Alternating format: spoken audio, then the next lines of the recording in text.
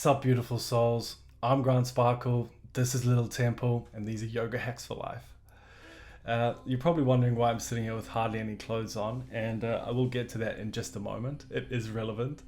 But this technique, or practice, shall I say, takes about 5-10 minutes, and it will completely clean energetically any negative energy from your mind and from your body. Through my studies, alternative therapy, yoga, meditation, cleansings, spiritual healings, I haven't found anything that is this simple and this practical and this effective. Nothing comes close to this, and anybody can do it around the world. So if you find that you're quite a sensitive person, or possibly not, but when you go into situations or environments, or you meet people and instinctively you don't want to be there, or you pull back from the person because you just don't want to be around them. There's just something about their energy. But life forces us to be in these environments when we don't want to be. And so when you walk away, you kind of feel a bit dirty. Sometimes you might feel that there's negativity attached to you. It might be that you've had an argument with somebody and that's gone for a few hours, and that negativity from that argument, that fear, that anger is sort of over you, you know what I mean? And you can't break out of that mental thinking cycle. It might be that you have a lot of stress and you're overworked, you have a lot on your shoulders, and you can feel maybe panic sort of moving towards you, or stress, situation approaching. It might be that you suffer anxiety and you can feel an anxiety attack coming on, or you're in the middle of one, or you've just had one and you feel exhausted. It can also be helpful for people who suffer depression. You might just be lying in bed thinking, you know what, I can't even bring myself to get out of bed, what's the point? Then this is the perfect practice for you. It is like a sharp knife straight through butter. It'll cut through your energy and you come out the other side a different person.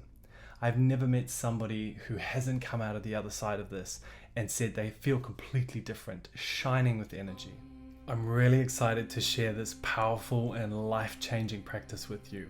But before I do, I'm just going to list off a few of the other benefits because there are so many. So it's anti-aging. It changes the secretion of the glandular system. And what is youthfulness? Youthfulness is a young glandular system and young blood chemistry. It gives you radiant, shining skin. It gives you a strong immune response. It strengthens the nervous system. It's excellent for the capillaries in the body. It opens all the capillaries. It cleans toxins out from the body at one of the deepest levels. It's excellent for the mind. It breaks the mind. And in a moment, I'll explain why that's important, specifically to do with anxiety. Studies have shown that it fights depression, anxiety, ADHD, diabetes. It's excellent for arthritis, if you suffer any bone, marrow, or artery problems. So, use this free yoga hack to be a better version of yourself. Do it for your family, do it for your spouse, do it for your colleagues, but most importantly, do it for you. Welcome back for another free yoga hack. I'm Grant Sparkle, and this is my little temple.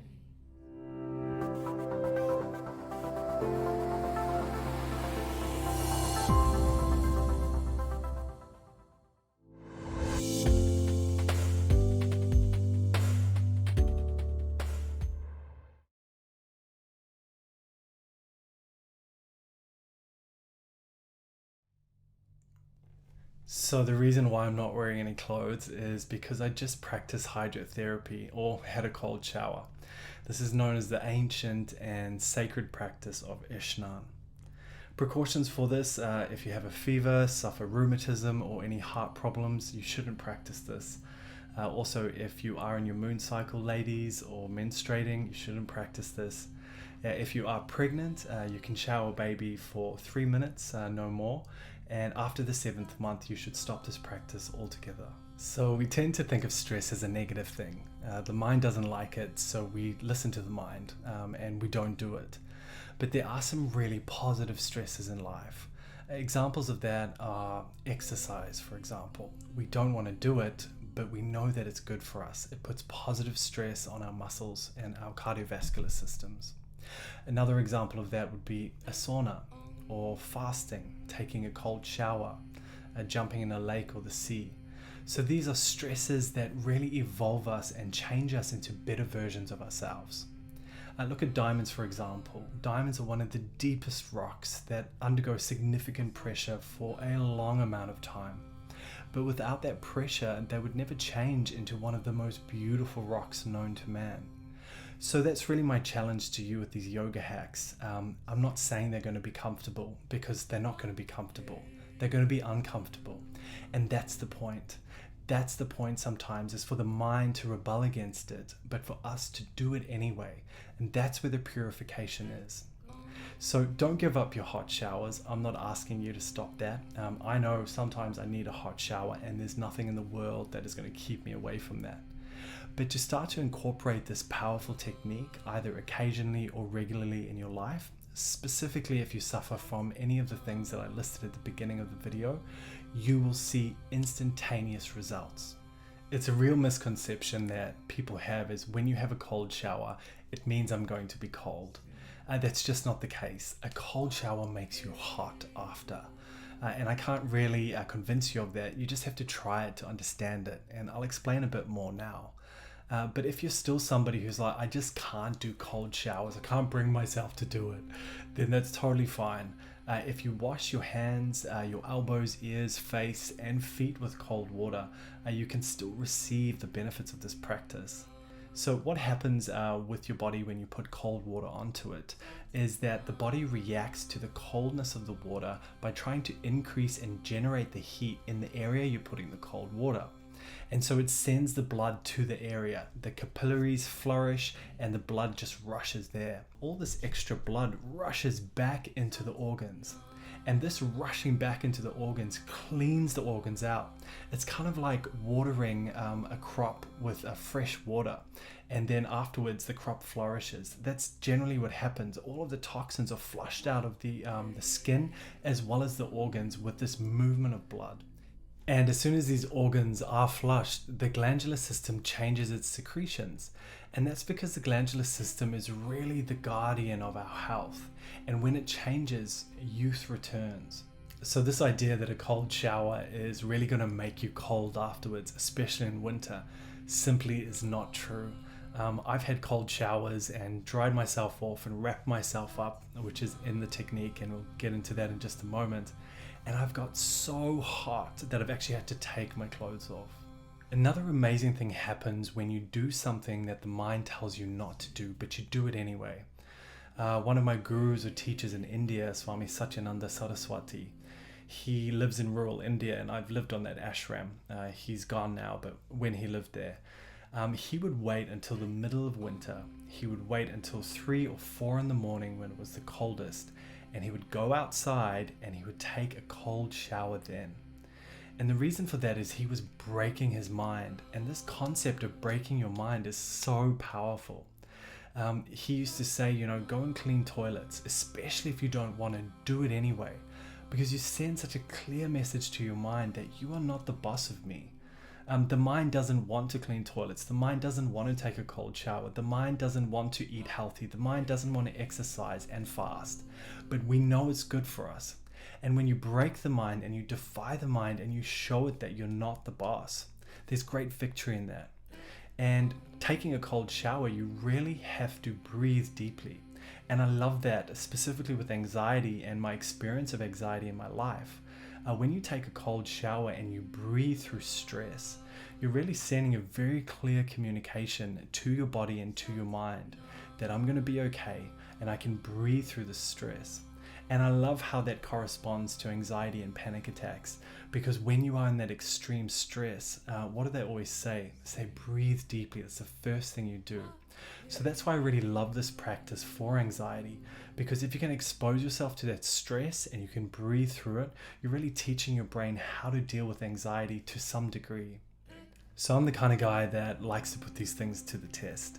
I've lived in India for a few years studying alternative therapy and yoga, and obviously spent a lot of time in Nepal up in the Himalayas, traveling to some of the highest lakes and highest passes for weeks on end. And our last trip there with my Swedish friend, we were at the highest lake for its size in the Himalayas in Nepal. And all of our trekking buddies were kind of up on the ridge, and we kind of made our way down to this lake. Snow all around, it was a few degrees. And we took off all of our clothes and we sat down on the rocks and we practiced these yogic pranayamas and breathings, which really soothed the nervous system. It let the nervous system know that we're safe, it released good hormones and put us in a good space. It also charged the body with prana. After that, we then jumped naked into the lake, which was about 1 degree, and it's quite surreal swimming next to a glacier. Obviously, the shock at first is very strong, but we swam, we did our cold water therapy, and then we got out of the lake. And I was hot.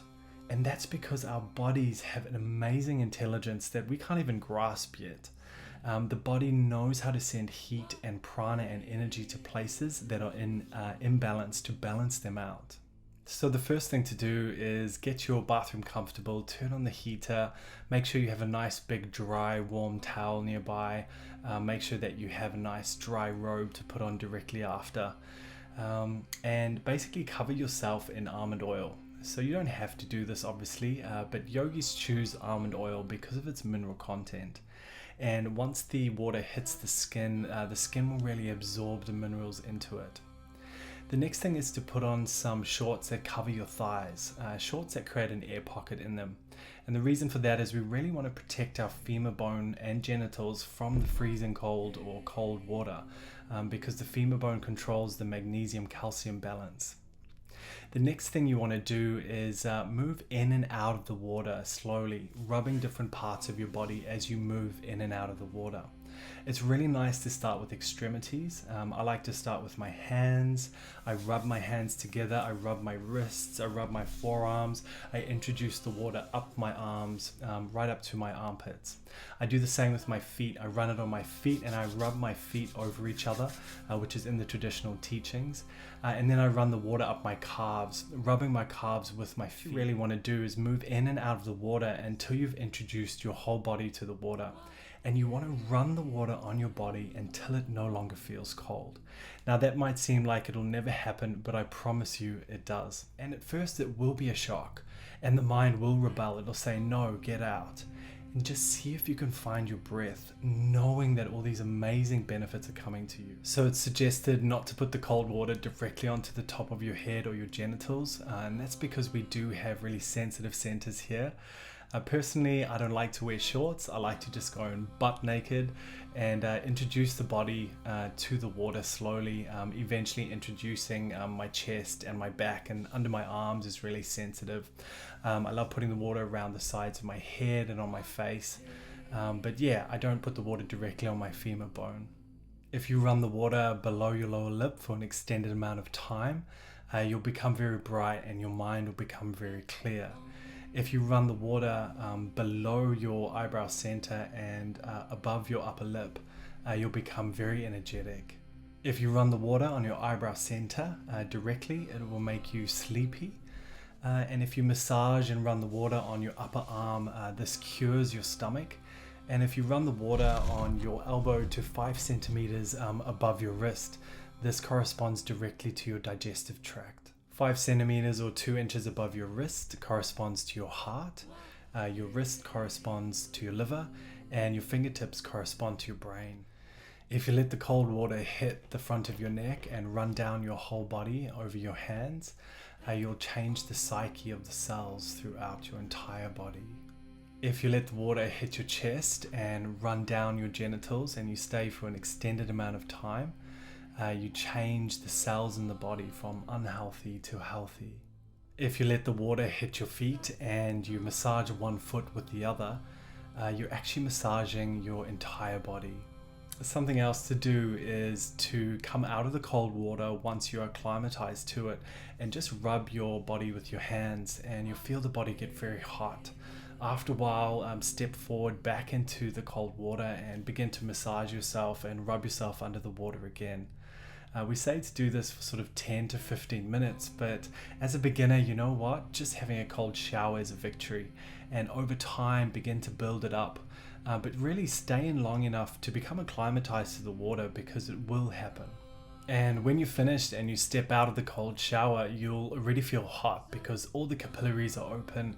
And you just towel yourself off, dry yourself really well, put on warm clothes, wrap yourself in a robe, and the whole body will become hot.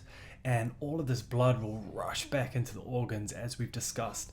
And this is when the real magic happens. This is how the organs rebuild themselves. An interesting hypothesis is in our modern lifestyle, we are no longer exposed to these physiological stresses that primates have been exposed to for millions of years of evolution. Things like change in temperatures or cold swims. And the lack of these physiological stresses or exercises may have caused to an inadequate functioning of the brain. And certain genetic variants are more predisposed to the lack of this functioning than others, or depression.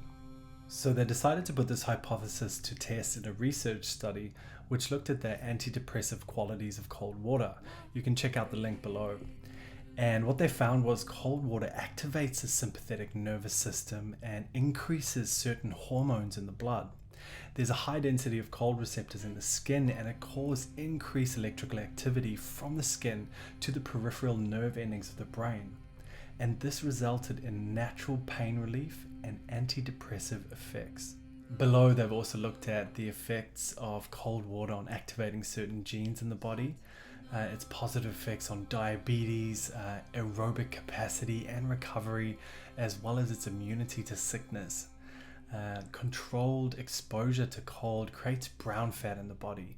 Brown fat uses energy as opposed to white fat, which stores energy, which is mostly what adults have. Brown fat has been of interest of late because of its increased metabolism and its fight against obesity. And so this study around brown fat being produced when you're exposed to cold water is included in a link below. It's a Wim Hof link, and he needs a whole video to himself. Hydrotherapy is really like a fatherly shield, pani pita. And when we conquer it in our minds first and then in our bodies, we really conquer life. Adversity is going to come to us all.